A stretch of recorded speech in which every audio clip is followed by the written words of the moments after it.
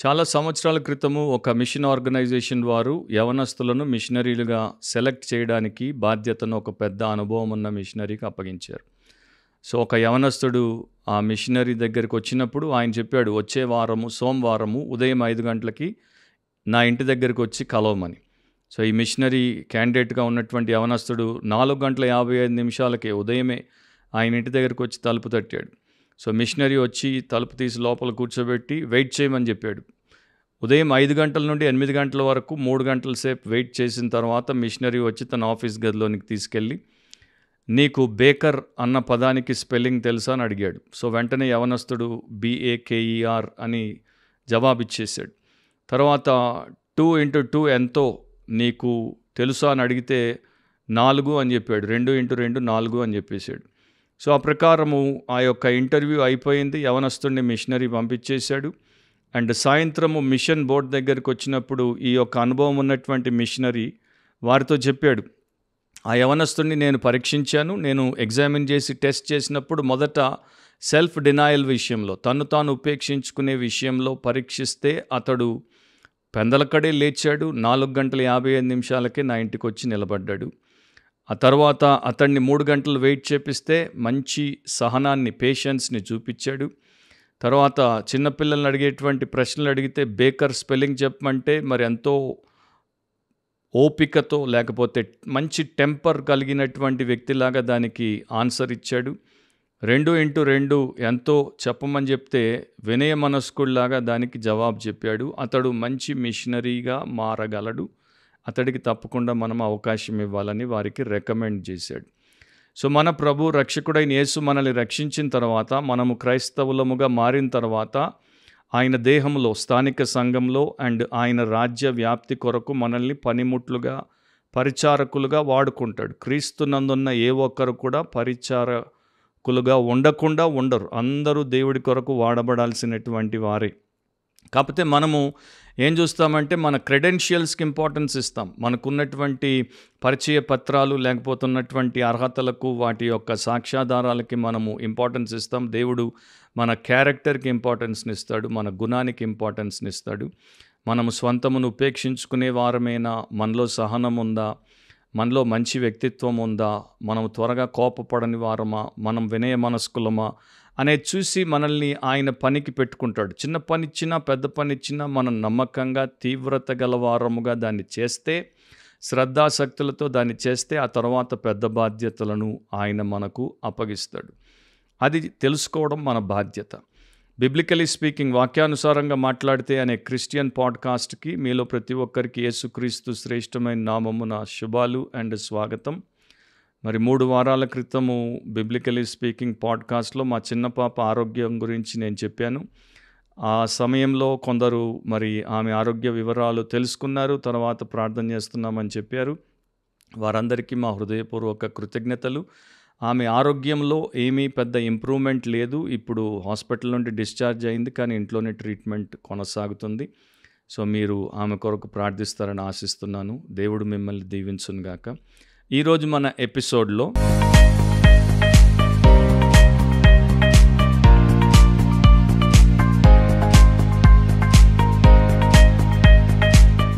రోమీలకు రాసిన పత్రిక 12:11 ఆసక్తి విషయంలో మాంద్యులు కాక ఆత్మయందు తీవ్రత గలవారై ప్రభువును సేవించుడి అని రాయబడింది.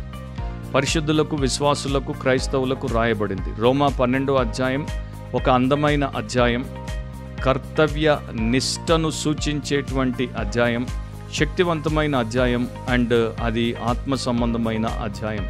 సో దాంట్లో రోమా పట్టణంలో ఉన్నటువంటి రోమా క్రైస్తవులకి, సంఘానికి దేవుడి వాక్యము ఇచ్చినటువంటి ఆదేశం ఏంటి, వారందరూ దేవుడి కొరకు సమర్పించబడి ఏ ప్రకారము సేవ చేయాలో దాని గురించి రాయబడింది. సో ఇది ప్రతి క్రైస్తవుడు అర్థం చేసుకోవాల్సినటువంటి విషయము, తూచా తప్పకుండా పాటించాల్సినటువంటి విషయం. కానీ విషాదకరమైన సంగతి ఏంటంటే ఈ రోజుల్లో చాలామందికి దీని గురించి బొత్తిగా అవగాహనే లేదు. మన ఈరోజు పాడ్కాస్ట్ యొక్క అంశము అవగాహన లేని క్రైస్తవులు, క్లూలెస్ క్రిస్టియన్స్. అంటే వారు ఎందుకు పిలువబడ్డారు, వారికి దేవుడు ఏమి అప్పగించాడు అన్న దాని గురించి బొత్తిగా తెలుసుకోకుండా బ్రతికేసి వెళ్ళిపోయేటువంటి క్రైస్తవులు. రోమా 12 అధ్యాయాన్ని తీసుకుంటే మొదటి 2 వచనాల్లో సరెండర్ టు గాడ్, దేవుడికి సమర్పించబడుట, దాని గురించి రాయబడింది. 3వ వచనం నుండి 8వ వచనం వరకు స్పిరిచువల్ గిఫ్ట్స్, ఆత్మీయ వరముల గురించి రాయబడింది. 9-10 వచనాల్లో ప్రాక్టీసింగ్ సిన్సియర్ లవ్, యథార్థమైన ప్రేమను ఎట్లా మనము ఆచరించాలో రాయబడింది. 11వ వచనంలో ఏదైతే మనం ఇప్పుడు చదివామో దాంట్లో serving attitude of a saint, పరిశుద్ధునికి ఉండాల్సినటువంటి సేవా దృక్పథం గురించి రాయబడింది. అండ్ రోమా 12 మనమందరం కూడా దేవుని యొక్క బానిసలము, స్లేవ్స్ ఆఫ్ గాడ్, సజీవ యాగముగా సమర్పించబడిన వారము అనే సత్యాన్ని నేర్పిస్తుంది. కనుక ఎవరైతే రక్షకుడికి ఆ ప్రకారము బానిసలుగా తమను తాము అర్పించుకుంటారో అట్లాంటి వారు మాత్రమే ప్రేమతో కూడిన ఈ సేవను కడవరకు నిష్ఠతో చేయగలరు. సో రోమా 12లో మొదటి 2 వచనాలు ఒకవేళ మనం గమనిస్తే, కాబట్టి సహోదరులారా, పరిశుద్ధమును దేవునికి అనుకూలమునైన సజీవ యాగముగా మీ శరీరములను ఆయనకు సమర్పించుకొనుడని దేవుని వాత్సల్యమును బట్టి మిమ్మల్ని బతిమాలు కొనుచున్నాను. ఇట్టి సేవ మీకు యుక్తమైనది.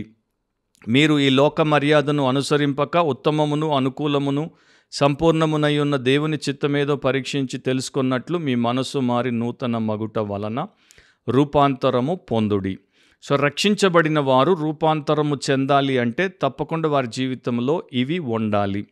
నేను దాని గురించి ప్రధానంగా ఈ రోజున చెప్పబోవట్లేదు, కానీ అక్కడ ఏం రాయబడింది, దాని యొక్క భావం ఏంటి అంటే స్వచ్ఛముగా, సజీవముగా, సంపూర్ణముగా సమర్పించబడినటువంటి పరిశుద్ధులు దేవుడి యొక్క సేవను అనుకూలముగా, దేవుడికి అనుకూలముగా, మనకు అనుకూలంగా కాదు, ఆ యొక్క సేవ యుక్తమైనది అని దేవుడు చెప్తున్నాడు కనుక దాన్ని చెయ్యాలి.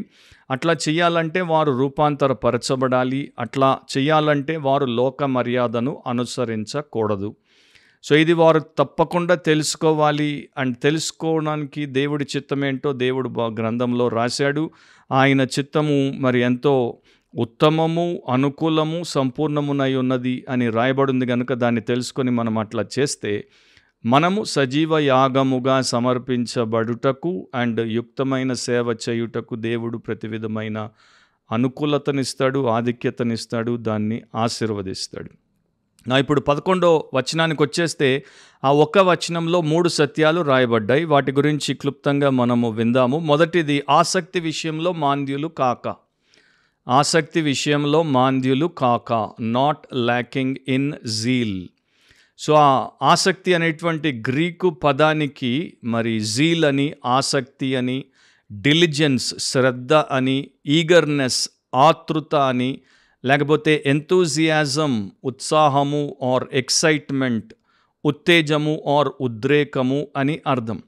సో క్రైస్తవ విశ్వాసులకి దేవుడు ఏం చెప్తున్నాడు, ఏమని ఆదేశిస్తున్నాడు, మీరు మరి సోమరులుగా సేవ విషయంలో ఉండకూడదు, మీరు మాంద్యులుగా అంటే బద్ధకస్తులుగా సేవ విషయంలో ఉండకూడదు, ఉదాసీనంగా ఉండకూడదు. మీరు చేసే సేవ దేవుడికైనా లేకపోతే మనిషికైనా అది ఆసక్తితో ఉండాలి, శ్రద్ధతో ఉండాలి, ఉత్తేజభరితంగా ఉండాలి, ఉత్సాహపూరితముగా ఉండాలి. అండ్ ఆ పదము యాక్చువల్గా గ్రీకు పదానికి అర్థం ఏంటంటే స్పీడ్, వేగముతో చేసేటువంటిదిగా ఉండాలి. సో ఎవరికైతే ఆసక్తి ఉంటుందో వారు ప్రతి దాంట్లో వేగాన్ని చూపిస్తారు, తీక్షతను వారు చూపిస్తారు. సో సమర్పించబడినటువంటి క్రైస్తవులు మాత్రమే వారి పూర్ణ హృదయము, పూర్ణ ఆత్మ, పూర్ణ మనస్సు, పూర్ణ బలముతో దేవుడు వారికి ఇచ్చే ప్రతి విధమైన సేవను వారు శ్రేష్టమైన రీతిలో చేస్తారు. నౌ ఎంతూజియాజం లేకపోతే ఎక్సైట్మెంట్ అనేటువంటి పదాలు మనందరికీ తెలిసినవే. ఉత్సాహము లేక ఉత్తేజము.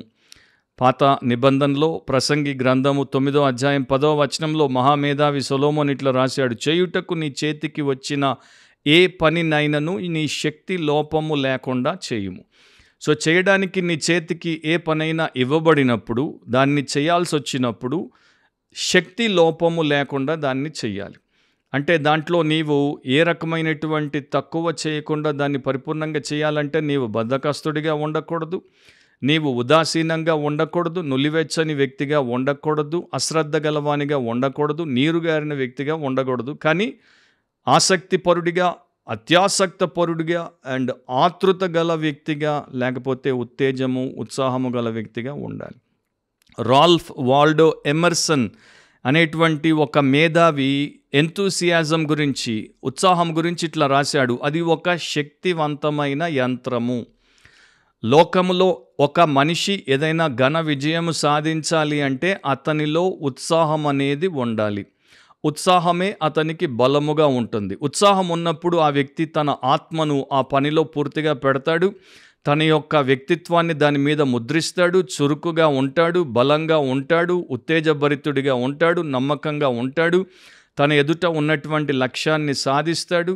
కనుక లోకస్తులందరూ కూడా ఉత్సాహము లేకుండా ఏమీ సాధించలేము అనేది తెలుసుకోవాలని చెప్పాడు. End of quote. కానీ చాలామంది దేవుడి విషయాలకు, ఆత్మ సంబంధమైన విషయాలకు, వారి యొక్క స్థానిక సంఘంలో వారికి ఉన్నటువంటి ఆ యొక్క బాధ్యత విషయానికి వచ్చేసరికి బొత్తిగా అనాసక్తి పరులుగా, ఉత్సాహము లేనటువంటి, మరి పంక్చర్ అయిపోయినటువంటి పీపుల్గా మనకి కనబడతారు. వారికి అసలు జీవితంలో బొత్తిగా ఏ విషయంలో ఉత్సాహము లేదు, ఉత్తేజము లేదు అని మనం చెప్పలేం.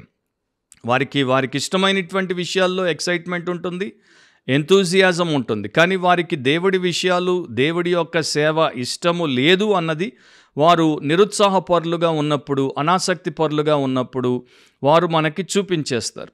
మనందరికీ తెలుసు, ఒక వ్యక్తి ఏ స్థాయి వాడైనా ఉద్యోగము రాగానే ఎంత ఎక్సైట్ అయిపోతాడు, వాడికి ప్రమోషన్ రాగానే ఎంత ఎక్సైట్ అయిపోతాడు, జీతం పెరిగితే ఎంత ఎక్సైట్ అయిపోతాడు, ఒక అవార్డు వస్తే ఎంత ఎక్సైట్ అయిపోతాడు, వీసా వస్తే ఎంత ఎక్సైట్ అయిపోతాడు, పెళ్ళైనప్పుడు ఎంత ఎక్సైట్ అవుతారు, పిల్ల పుట్టినప్పుడు ఎంత ఎక్సైట్ అవుతారు, కొత్త కారు కొన్నప్పుడు, గ్యాడ్జెట్ కొన్నప్పుడు, ఇల్లు కొన్నప్పుడు, లేకపోతే మరొక గొప్ప అవకాశం వచ్చినప్పుడు ఆ మనిషి ఎట్లాంటి వ్యక్తి అయినా సరే ఎంత ఉత్తేజము, ఎంత ఉత్సాహము, మరి అత్యానంద భరితులుగా వారు మనకు కనబడతారు. అశాశ్వతమైన, భౌతికపరమైన ఈ అంశాల్లో అంత ఉత్తేజము, ఉత్సాహమును కలిగినటువంటి వారు క్రైస్తవుల్లో మరి దేవుడి విషయాలకు వచ్చేసరికి దాన్ని ఎందుకు చూపించరు? దేవుడి కార్యాలు చేయడానికి వారు ఎందుకు ఉత్సాహాన్ని చూపించకుండా ఉంటారు? ఎక్సైట్మెంట్ అనేది, ఉత్తేజం అనేది మనకి ప్రపంచంలో అనేక సార్లు కనబడుతుంది. విద్య విషయంలో ఎంతో ఎక్సైట్మెంట్ గలవారు, ఎంప్లాయ్మెంట్ విషయంలో ఎక్సైట్మెంట్ గలవారు, తర్వాత వారికి ఉన్న ఎంటర్టైన్మెంట్ విషయాల్లో, ఎంజాయ్మెంట్ విషయాల్లో, అనేక విషయాల్లో ఎక్సైట్మెంట్ని చూపిస్తారు. కానీ దేవుడికి, దేవుడి సేవకు ఎక్సైట్మెంట్ని చూపించేటువంటి వారు చాలా తక్కువ. అది సమర్పణ లేనివారుగా వారు ఉన్నారు అన్నదానికి ఒక రుజువు. సో సమర్పించబడినటువంటి వారు వారి జీవితాన్ని దేవుడి కొరకే జీవిస్తారు కనుక వారికి దేవుడి విషయాల్లోనే ఎక్సైట్మెంట్ ఉంటుంది, వేరే విషయాల్లో ఉండదు.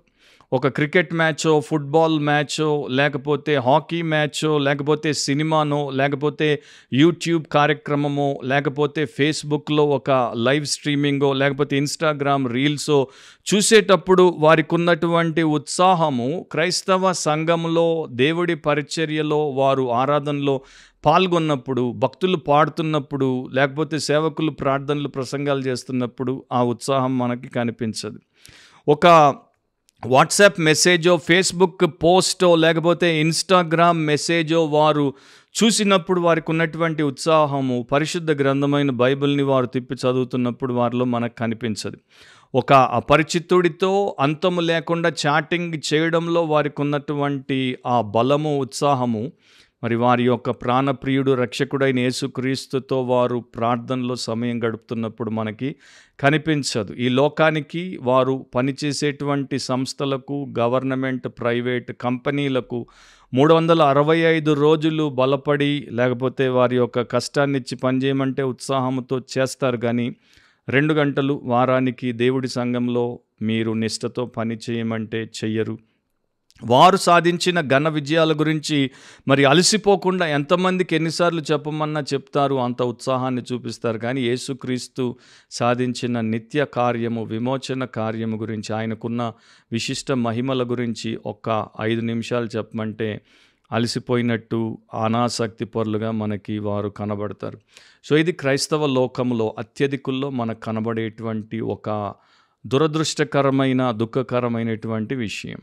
నిత్యమైన వాటి కొరకు బొత్తిగా ఆసక్తి లేదు, అశాశ్వతమైన వాటి కొరకే చాలామంది ఆసక్తి పరులుగా కనబడుతున్నారు.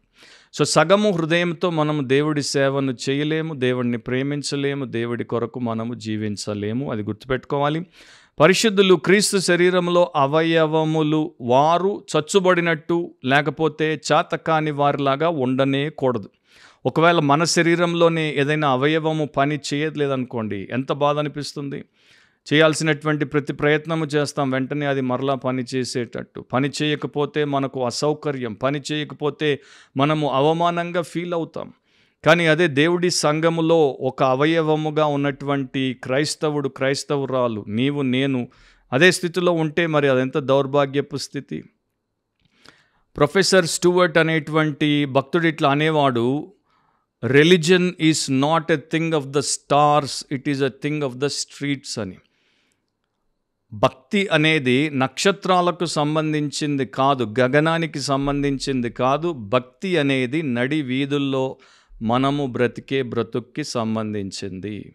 ఎంతోమంది అనుకుంటారు పరలోకానికి పోయిన తర్వాత ఇక మనకి ఇంకా వేరే పని ఏముండదు, బాధ్యత ఏముండదు, అప్పుడు దేవుడి సేవ చేసుకుందాం, ఈ లోకంలో మనం మన పనులు చేసుకుందాం, మనకున్నటువంటి వాటిని మనము చేసుకోవడంలో నిండా మునిగిపోదాం అనుకుంటారు. కానీ అది తప్పు అని ఇక్కడ భక్తుడి ద్వారా దేవుడు మనకు చెప్తున్నాడు. 1854లో spirit of God dwell thou within my heart అనేటువంటి భక్తి గీతాన్ని జార్జ్ క్లోరీ రచించాడు. ఆయన రచించిన భక్తి గీతంలో 4 లైన్లు, దూతలు నిన్ను ప్రేమించినట్టు ఆ ప్రేమతో నేను నిన్ను ప్రేమించినట్టు నాకు నేర్పుము దేవా.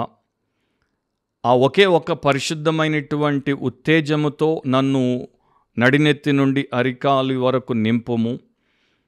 పరలోకము నుండి దిగి వచ్చిన పావురపు బాప్తిస్మమును నాకిమ్ము.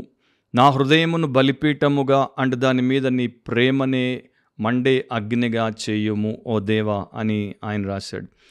ఎందుకని ఆ భక్తి గీతాన్ని రచించాడు? ఎందుకంటే భక్తులు ఆ ప్రకారం ఉండాలి, ఆసక్తి పరులుగా, అంకిత భావము గల దేవుని సేవకులుగా, దేవుడు వారికి ఇచ్చినటువంటి సేవను వారు వారి స్థానిక సంఘము ద్వారా సమాజానికి చేయడానికి.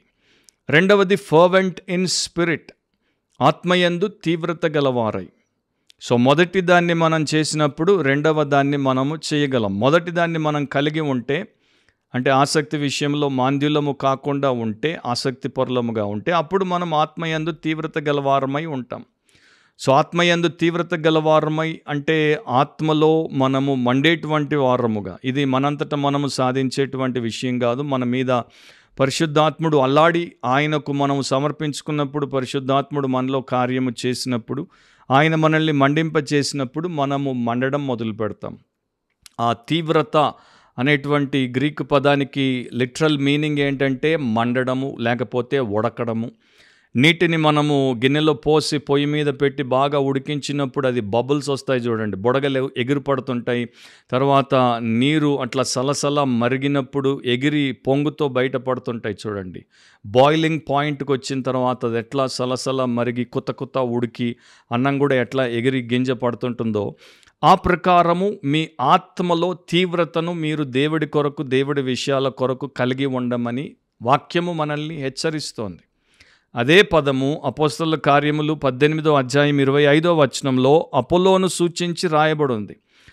అతడు ప్రభు మార్గం విషయమై ఉపదేశం పొంది తన ఆత్మయందు తీవ్రపడి. సో ఎప్పుడైతే అపోలో అనేటువంటి యూదుడు క్రీస్తు సువార్తను విన్నాడో, ఆ ఉపదేశం అతడికి ఇవ్వబడగానే అతడు ఆత్మయందు తీవ్రపడ్డాడు. అంటే అతడు మండింపబడ్డాడు, వెలిగింపబడ్డాడు, మండుతున్నాడు.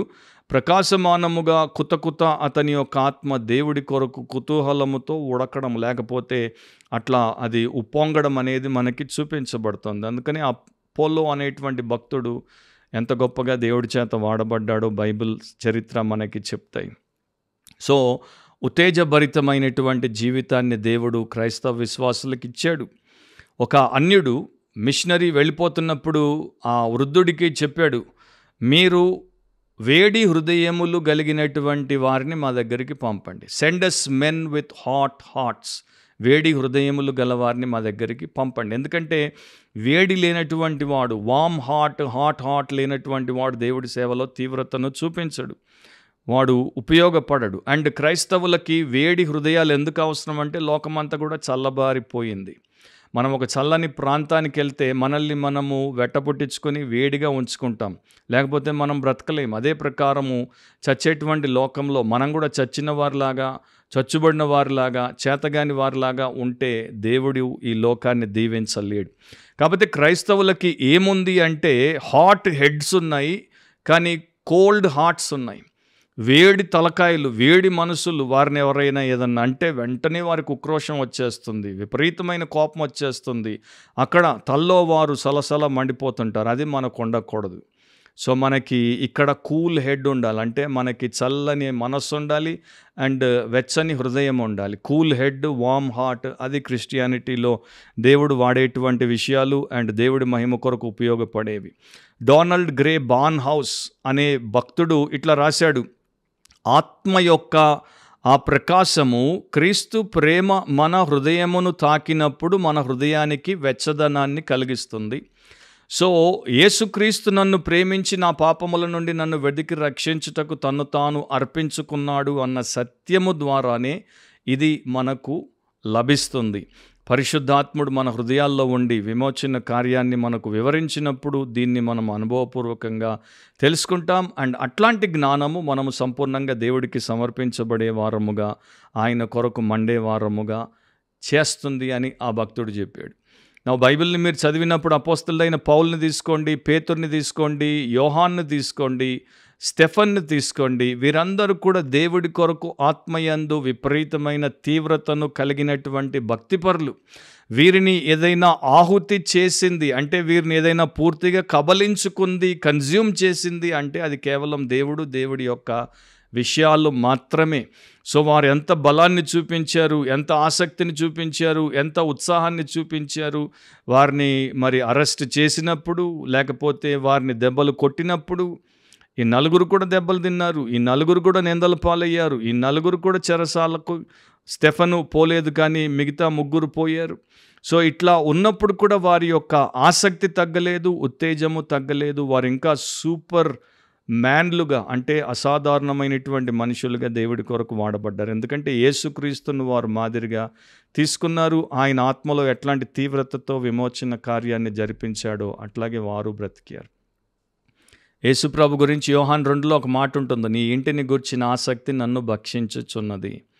సో ఆయన బ్రతికి చూపించాడు కనుక మనము అనాసక్తి పరులముగా ఉండకూడదు, నీరు గారిన వారముగా ఉండకూడదు. ప్రభు అయిన యేసే ప్రకటన గ్రంథం 3వ అధ్యాయం 15వ వచనంలో లవొదికీయ సంఘానికి పత్రిక పంపినప్పుడు ఈ విషయాన్ని ఎత్తి చూపాడు: నీ క్రియలను నేను ఎరుగుదును, నీవు చల్లగానైనను వెచ్చగానైనను లేవు. నీవు చల్లగానైనను వెచ్చగానైనను ఉండిన మేలు, నీవు వెచ్చగానైనను చల్లగానైనను ఉండక నులివెచ్చనగా ఉన్నావు గనుక నేను నిన్ను నా నోట నుండి ఉమ్మివేయను ఉద్దేశించుచున్నాను. సో నులివెచ్చని స్థితి ఆయన మనలో మెచ్చడు. లూక్ వామ్నెస్ అనేది ఆయనకి ఇష్టం లేదు. ఎక్కడైనా ఏదైనా మండకపోతే అక్కడ వెలుగు ఉండదు. సో నేను వెలిగింపబడ్డాను అన్నదానికి నిదర్శనం ఏంటంటే, నేను ఆత్మలో తీవ్రతను, ఆ వేడిని కలిగి ఉంటాను, ఆత్మీయ వేడిని కలిగి ఉంటాను. ఒకసారి ఇద్దరు ఎడ్వర్డ్ ఫిట్జ్ గెరాల్డ్ అండ్ టెన్నిసన్లు నడుచుకుంటూ పోతున్నప్పుడు ఒక చోటుకు వచ్చారు. అక్కడ ఇద్దరు ప్రముఖుల మరి బస్టులు, అంటే శిల్పాలు ఇక్కడ దాకా పెట్టబడి కనబడ్డాయి. సో వెంటనే ఇద్దరిలో ఫిట్జ్ గెరాల్డ్ ఇట్లా అడిగాడు, మరి డాంటే అండ్ గోతేల్ అన్నమాట ఇద్దరి బస్టులు.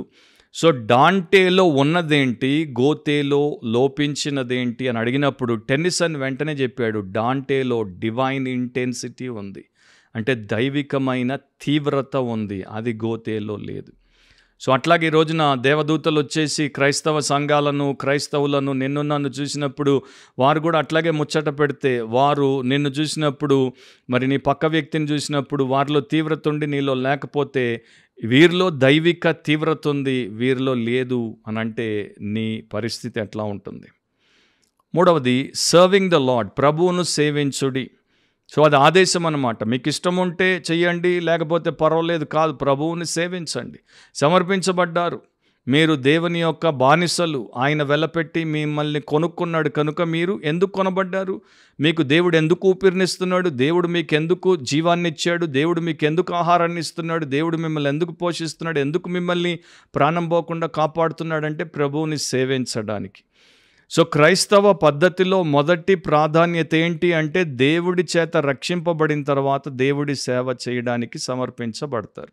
So Christian surrender is for Christ service with all sincerity. క్రైస్తవులు ఎందుకు సమర్పించబడుతున్నారంటే క్రీస్తు సేవను యథార్థంగా చేయడానికి.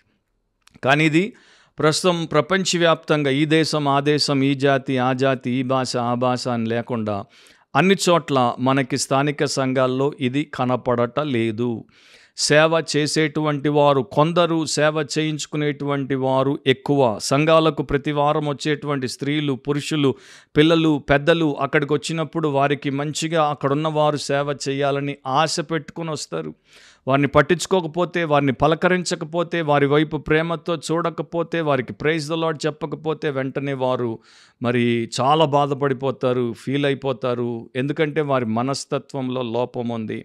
వారు సేవ చేయించుకోవడానికి వస్తున్నారు, వారు కస్టమర్లుగా వస్తున్నారు, అంటే కొనుగోలుదారులుగా వస్తున్నారు, కన్జ్యూమర్స్గా వస్తున్నారు, వినియోగదారులుగా వస్తున్నారు, సర్వెంట్స్ ఆఫ్ గాడ్గా, సెయింట్స్ ఆఫ్ గాడ్గా, చిల్డ్రన్ ఆఫ్ గాడ్గా రావట్లేదు. సో ఆ ప్రకారము మన క్రైస్తవ లోకం మారిపోయినా కూడా చాలామందికి చీమ కుట్టినట్టు లేదు. సేవకులకి బాధ్యత ఏంటో తెలియట్లేదు, దాన్ని అట్లా వదిలేశారు. ఎవరిది వారు చేసుకుందాం అనుకుంటున్నారు. కొంతమంది క్లర్జీ, మిగతా అంతా లెయిటీ, అంటే కొందరి సేవకులు, మిగతా అందరూ ప్రేక్షకులు అన్నట్టుగా క్రైస్తవ సంఘాలను మార్చేశారు. సర్వింగ్ ద లార్డ్లో మరి కొన్ని పాత మ్యానుస్క్రిప్ట్స్లో ఒకటి మార్పును మనకి సూచిస్తోంది. కొన్నిట్లో సర్వింగ్ ద లార్డ్ అని, ప్రభువును సేవించుడు అని ఆ గ్రీకు పదానికి అర్థం. మరికొన్నిట్లో serving the time or the hour అని, అంటే సమయమును గుర్తించి సేవించుడి, గడియను గుర్తించి సేవించుడి. కానీ అన్నిటినీ మనం పోల్చి చూసుకుంటే సర్వింగ్ ద లార్డ్ అనేది కరెక్ట్గా అనిపిస్తుంది. ప్రభువును సేవించుట, ప్రభువును సేవించినప్పుడు సమయమును మనము దుర్వినియోగము చేయము, సద్వినియోగము చేసుకుంటాం. అండ్ సమయాన్ని సద్వినియోగము చేసుకోవాలంటే ప్రభువును సేవించుట శ్రేష్టం.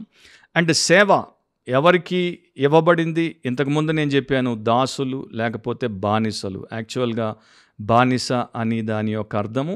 సో ఒక బానిస ప్రేమతో తన యజమాని పనిని ఎట్లా చివరిదాకా చేస్తాడో, నిష్ఠతో చేస్తాడో, అదే ప్రకారం మనం కూడా దేవుడి సేవను చెయ్యాలి. గొనుక్కోవడం, సనుక్కోవడం, విసుగు చెందడం, ఆయాసపడడం, ఇతరులతో పోల్చుకోవడం అండ్ సరిగ్గా చేయకపోవడం అనేవి ఆ అంశంలో ఉండకూడదు. సో ప్రతినిత్యము ఎదురు చూస్తారనమాట, నాకు దేవుడి సేవ చేసే అవకాశము అండ్ సమయము లభిస్తే నేను చేస్తాను అని. ముగింపులో మరి సాల్వేషన్ ఆర్మీని స్థాపించి దేవుడి సేవ చేసినటువంటి విలియం బూత్ దాదాపు 83 సంవత్సరాలు జీవించాడు. 80 ఏళ్ళు పైబడిన తర్వాత చూపు మందగించినప్పుడు, ఆయన బలహీనమైనప్పుడు, ఆయనకు ఒక కన్ను పోయినప్పుడు దాన్ని తీసేశారు. ఆయనకున్న మిగతా కంట్లో సరిగ్గా చూపు కనబడట్లేదు.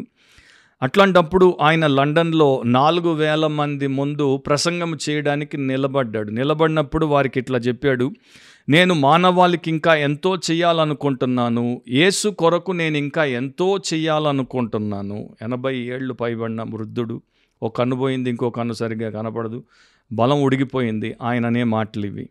ఎందుకంటే 1000 మంది పేదవారు, శ్రమల్లో ఉన్నవారు, దౌర్భాగ్యులు, దుర్మార్గులు, పాపాత్ములు సహాయము చెయ్యండి అని ఏడుపులు పెడుతున్నారు. వారికి నా సహాయం అవసరం అని చెప్పి ఆ తర్వాత ఆయన చనిపోయాడు. సో అట్లాంటి వారు దేవుడి కోసం మండారు. వారు ఆసక్తి పరులుగా ఉన్నారు, ఉత్తేజభరితులుగా ఉన్నారు. దాని తర్వాత వారు ఆత్మలో తీవ్రత కలిగి ఉన్నారు. వయసు మీద పడిన ఎన్నో వారికి ఉడిగిపోయిన తీవ్రత మాత్రం తగ్గలేదు. అండ్ వారు చివరి శ్వాస వరకు శాశ్వత కాలం ఉండే దేవుడి యొక్క సేవను, యేసుక్రీస్తు యొక్క సేవను జరిపించిపోయారు. మరి మనము క్రీస్తునందున్న వారమైతే, క్రీస్తు ఆత్మతో నిండిన వారమైతే, క్రీస్తు మనస్సు గల వారమైతే, క్రీస్తు వాక్యము చేత పోషించబడే వారమైతే, క్రైస్తవులము అనిపించుకుంటే, అంటూ ఉంటే మనం ఎందుకు అట్లా ఉండకూడదు? అట్లా మనం లేకపోతే మనము క్రైస్తవులమేనా, లేకపోతే ఇంకా క్లూలెస్ క్రిస్టియన్స్గా ఉన్నారా? అంటే అవగాహనే లేనటువంటి క్రైస్తవులుగా ఉన్నారా? మనం మన కోసం బ్రతికి మన కోసం చావడం కోసం యేసు చేత రక్షించబడలేదు. ఆయన కోసం జీవించి ఆయన కోసం చనిపోవడానికి మనము రక్షించబడ్డాం. అందరినీ హతసాక్షులు అవ్వమని ఆయన కోరడు, కానీ ప్రతి ఒక్కరిని సేవ చేయమని కోరాడు. ఇట్టి సేవ మీకు యుక్తమైనది. సజీవయాగముగా మీరు సమర్పించబడి దేవుడి సేవ చేయుటకే సృష్టించబడ్డారు. క్రియేటెడ్, కన్వర్టెడ్, రక్షించబడ్డారు, అండ్ కాన్సక్రేటెడ్ అంటే ప్రతిష్ఠించబడ్డారు. So do not live like a clueless Christian, అవగాహన లేని క్రైస్తవుడిలాగా జీవించొద్దు. Live like a consecrated Christian, ప్రతిష్ఠింపబడిన క్రైస్తవుడిలాగా జీవించొద్దువు గాక. అది దేవుడి ఆదేశం. మరోసారి దేవుడు మనల్ని బిబ్లికలీ స్పీకింగ్ వాక్యానుసారంగా మాట్లాడితే అనే పాడ్కాస్ట్లో కలిపేంత వరకు గుర్తుపెట్టుకుందాం. వాక్యానుసారంగా ఆలోచిద్దాం. చాలామంది అది చేయట్లేదు. వారి ఆలోచన వారి జీవితాన్ని నడిపిస్తుంది. వాక్యానుసారమైన ఆలోచన చాలా తక్కువ మందిలో ఉంది. వాక్యానుసారంగా కోరుకుందాం. వ్యక్తిగత ఆశలు, అభిలాషలు, ఇష్టాలు, వాటి చేతే మనుషులు పట్టి పీడించబడుతున్నారు. సో వాక్యానుసారంగా కోరుకునేవారు చాలా తక్కువ. అట్లా కోరుకుందాం. వాక్యానుసారంగా మాట్లాడదాం. ఇదైతే చాలామందికి వచ్చు. బైబిల్ భాష చాలామంది త్వరగా నేర్చేసుకుంటారు. బైబిల్ పదాలు వాళ్ళు ఇచ్చేస్తారు. కానీ అక్కడితో ఆగిపోకూడదు. వాక్యానుసారంగా ప్రవర్తించుట, జస్ట్ టాక్ నో వాక్ అన్నది మన జీవితం కాకూడదు. వాక్యానుసారంగా మాట్లాడితే వాక్యానుసారంగా ప్రవర్తించాలి. అప్పుడే వాక్యానుసారంగా మనము జీవించిన వారం అవుతాం. సో వాక్యానుసారంగా జీవించండి. దేవుడు మిమ్మల్ని, మీ కుటుంబాన్ని, మీ సంఘాన్ని ఆ ప్రకారము తన కనికరము చేత క్షమించి శుద్ధి చేసి ఆయన కొరకు ప్రతిష్ఠించి వాడుకొనుగాక. God bless you all. Amen.